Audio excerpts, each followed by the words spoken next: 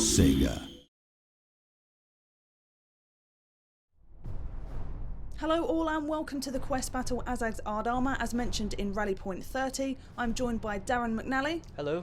Who has played this battle previously, and we're going to be talking through it so we can properly illustrate everything that's happening in the game. So we're going to let you guys listen to the general speech, we're going to be quiet, and then we'll join you in the deployment phase.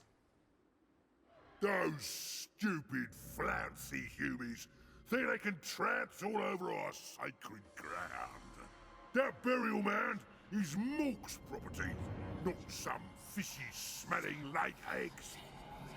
Provident, stop whispering at me! I know! Come on, lads.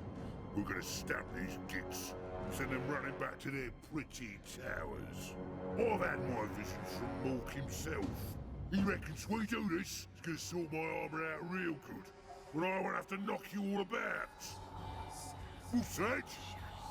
Yes, we'll go south afterwards. Let's go kill some knights. So we're in the deployment phase. Darren, talk us through what you did. Alright, so this is not the first time I had played it. I decided to play a little bit more defensive this time around, which worked really well. I put down my goblin archers toward the back on this little hill and decided to flank them with the slightly heavier orc arrow boys, which you'll see in a second on the left. So these guys, they're not very heavily armoured, they are just archers, and playing defensive means that you deny the enemy the ability to be in range with their artillery. So it plays off really well. We're against 3 Bretonnian armies here, 1 main one and 2 Bretonnian expeditions that come in from the sides with some cavalry.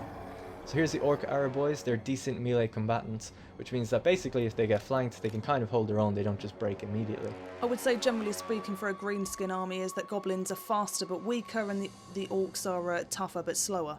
Yeah, it definitely seems to be that way. So here we got the orc boys. It's just kind of my solid core of... Smelly. Yeah, pretty stinky, alright. They're kind of my solid front line of infantry, not amazing infantry, but pretty good, and they can hold their own. They've got 120 in a unit, so a little bit more than most infantry units. So they're definitely able to hold that. And I've just activated guard mode, which is an old favorite for a lot of Total War fans. And basically that means that if they are engaged in a unit, they won't chase that unit down if they win that engagement. They'll stay in place and kind of hold their ground no matter what. And I've done the same for the archers and turned off skirmish mode. So I'm really setting up for a defense here, putting my cavalry on the flanks, the orc boar boys. These are shock cavalry, very slow but deliver quite a powerful punch in their charge bonus. So putting them on this little hill here gives them that extra modifier to their charge bonus, which means that they'll do more damage basically. It's worth noting that this is pretty early on in Azhag's campaign progression, so it's early tier units, so you won't really see any of the big monstrous creatures as you've seen previously with the greenskin army. It's true, and we are on a beta build at the moment, so you're prone to seeing some slight graphical glitches, and stats and things like that aren't final. It's still subject to balancing. There's Azhag on the Wyvern, so it's worth noting as well that it's quite unusual for a greenskin to have anything other than the Law of the Big and the Little War, but Azhag has the Crown of Sorcery, which gives him the Law of Death magic, and if you listen closely to the general speech, he's also a little mental as a result of wearing it. So the point of this quest battle is for him to regain, have his armour imbued by the shamans and by Gork and Mork to be proper. And he's in the final quest of that chain. Alright, so let's start the battle and see how we get on. So basically there's 3 armies as we mentioned before, and the 2 expeditionary forces are made up of just purely cavalry. So here's one of them here. I think they're mounted yeoman cavalry, belonging to Bretonnia. And as we move up towards the hill, we can see their catapults. There's Fae. There's Fae, some halberdiers, and yeah, that's basically... It's a beautiful environment as well. Yeah, it's looking really good. And the music you can kind of hear kicking in as well. Really nice ambient music. So they're already kind of on the move, very quickly pushing up towards me. Now, I'm not actually in range of their artillery, so their artillery is going to have to come down off the hill, which is something that if you deploy at the front of that deployment across this little river here, you're going to be dealing with their artillery right from the onset. So I found a great strategy is just to kind of hang back and wait to deal with their cavalry and then to play aggressive. Although if you play aggressive in the beginning, their cavalry tends to back off and join up with their main army, which you don't want to happen. So we're just getting ready here for the first kind of volleys, the archer volleys, as the cavalry kind of comes into my into my line of sight. You can turn off the arrow trails as well, but it's useful for us to be able to see where the arrows are coming from. Yeah, especially in a video when people just want to have a quick look at what's going on, the arrow trails definitely help.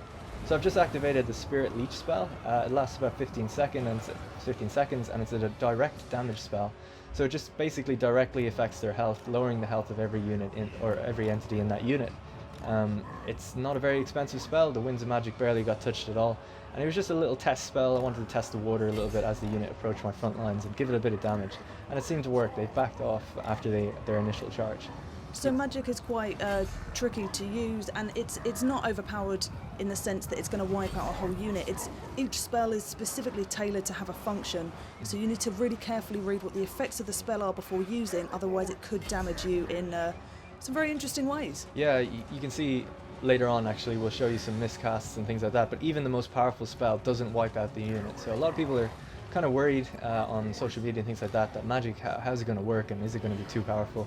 It's definitely a case-by-case scenario. It's also a little bit of luck involved, whether it actually does exactly what you planned on it doing or not. Yeah, random movement design. is in some of the spells, vortex spells, for example. And you also have the miscast chance, even on ones that don't move, so exactly. it can always go wrong. So you'll notice a lot of cavalry is actually managing to get around behind me here and start flanking me, and I had a little bit of a problem here. My Goblin Wolf Rider archers, which are kind of archer cavalry, missile cavalry, are getting chased down by this Bretonnian cavalry unit, and they obviously can't deal with them in melee.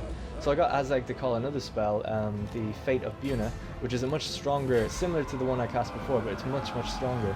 And it means that when I attack this cavalry unit now, they're going to be much weaker, their health is dropping rapidly, and they're starting to break and rout even now, even though I have two units that shouldn't normally win in that engagement. So it's all about getting the right engagements and really casting off spells and holding onto your Winds of Magic until you feel like it's right, the right time to use it. So their main army is starting to push down the hill now as well, as they're slowly trying to get into my range. You're maintaining a good line. Yeah, so that's kind of in part due to guard mode as well, because they're not just chasing whoever they're fighting, they're holding the line, and that gives you a huge morale buff as well. Holding the line is really, really important. Azhag's just hanging back on the wyvern. Yeah, that's exactly the way I use him. Really, is just support, because he has so much magical spells. You just leave him in the center and to go wherever he can to help. And being on a flying unit, he's extremely mobile. He can literally just fly over the battle and go where he needs to, which we'll show an example of later.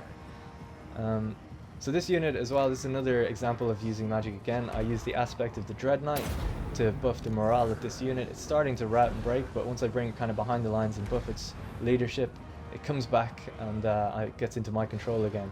It's taken a lot of damage though, but we can definitely use it later on in some aspects.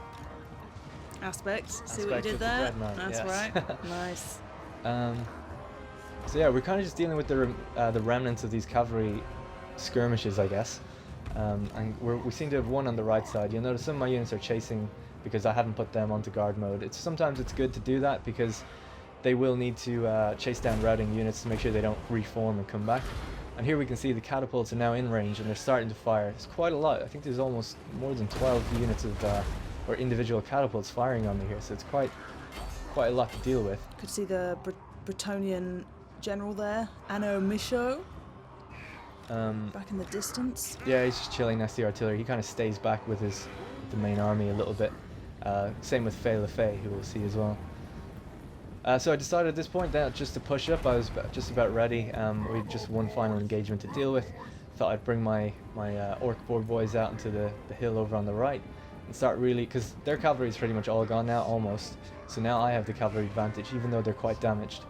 And now we can really start putting the hurt on. The music as well at this moment is just absolutely epic. It was all kicking off right at the right time. And yeah, I decided that my wyvern was going to go towards the enemy artillery, because he can just fly over the battlefield.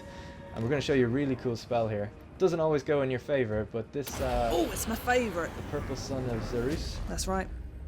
It's a vortex spell. Again, this can have magical movement, so you've got to be really careful where you place it, and certainly not anywhere near your own units. Look at that. Watch it.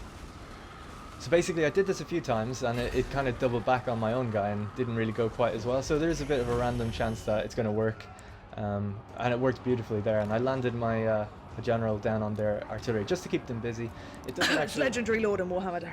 Legendary Lord. That's right. I'm still, an old school Total War player. I'm still learning.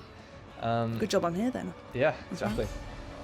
So here we have Faye LeFay. She's moving up into the battle and about to cast Wind Blast. And she's using Law of Heavens.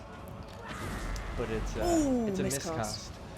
You want to talk about miscast? Sure, I do. Miscast doesn't necessarily work the way that it does in tabletop. It can damage your caster, but ultimately the spell will automatically always go off.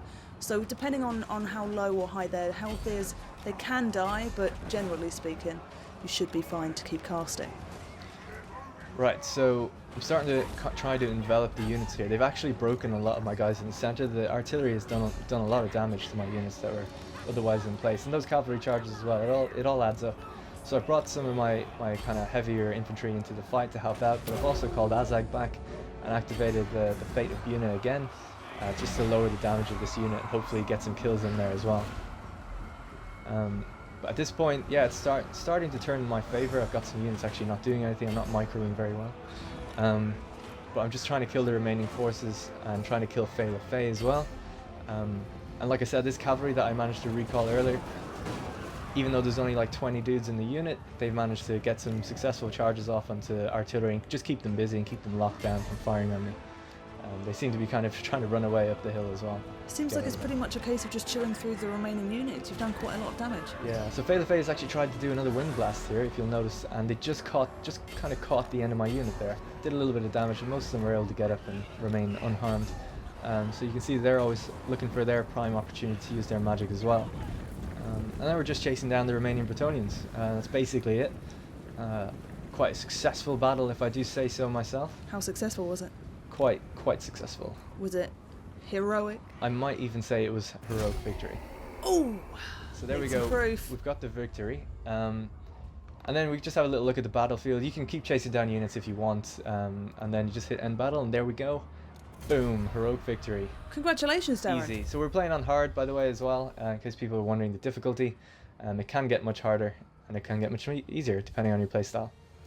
Well, thanks very much for showing us that battle, Darren, and join us in the future on this channel for more on Total War and Total War Warhammer. Like and subscribe, and we'll see you soon. See you soon.